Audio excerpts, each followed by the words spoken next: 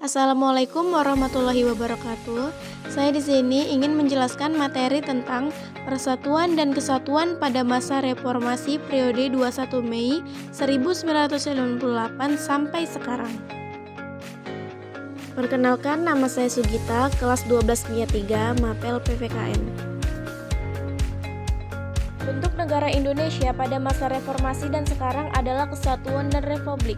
Sistem pemerintahannya adalah presidensial. Indonesia adalah negara kesatuan yang berbentuk republik. Pada masa reformasi, Indonesia bertekad untuk menciptakan sistem pemerintahan yang demokratis. Amandemen Undang-Undang Dasar tahun 1945 dilakukan 4 kali pada tahun 1999, 2000, 2001, dan 2002. Amandemen ini bertujuan untuk mengubah peran serta hubungan Presiden dan DPR. Amandemen ini juga mengubah struktur ketatanegaraan Indonesia, termasuk adanya penambahan dan penghapusan lembaga-lembaga negara. Indonesia dipimpin oleh Presiden B.J. Habibie 1998 sampai 1999, Abdul Rahman Wahid 1999 sampai 2001, Megawati Soekarno Putri 2001 sampai 2004, Susilo Bambang Yudhoyono 2004 sampai 2014, dan Joko Widodo 2014 sampai 2024. Bentuk pemerintahan Indonesia pada masa reformasi sejak 21 Mei 1998 sampai sekarang adalah negara kesatuan dan sistem pemerintahan republik dan demokrasi. Bentuk negara Indonesia adalah kesatuan yang tidak dapat diubah.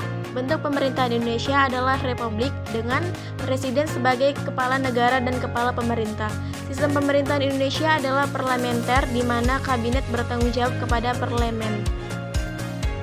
Sistem pemerintahan Indonesia pada masa reformasi 21 Mei 1998 hingga sekarang adalah sistem pemerintahan demokratis yang berlandaskan Undang-Undang Dasar 1945 yang telah diamandemenkan.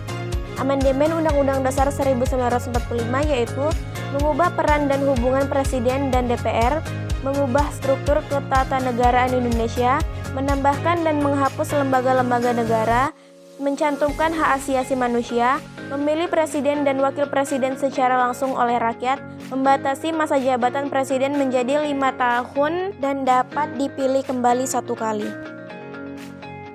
Konstitusi yang dipakai pada masa reformasi yaitu Undang-Undang Dasar 1945 yang diamandemenkan. Amandemen Undang-Undang Dasar 1945 yang dilakukan untuk menciptakan sistem pemerintahan yang lebih demokratis dan stabil. Kondisi negara pada masa reformasi, Indonesia mengalami krisis multidimensi, mulai dari krisis moneter hingga krisis politik. Kerusuhan terjadi hampir di seluruh Indonesia. Terjadi gerakan mahasiswa menurut Soeharto lengser. Presiden Soeharto mengundurkan diri pada 21 Mei 1998. Wakil Presiden saat itu B.J. Habibie menggantikan Soeharto. Tantangan dan hambatannya yaitu penurunan rasa cinta tanah air terjadi karena globalisasi yang membuat budaya asing berkembang pesat. Politik identitas, sentimen kesukuan, dan konflik agama dapat menjadi penghambat persatuan dan kesatuan bangsa. Ketimpangan ekonomi, kesenjangan pendidikan, dan kesenjangan infrastruktur juga dapat menjadi penghambat persatuan dan kesatuan bangsa.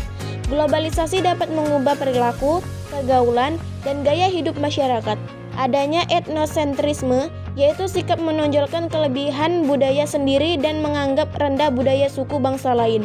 Melemahnya nilai-nilai budaya bangsa sehingga memperkuat pengaruh budaya asing. Sekian dan terima kasih.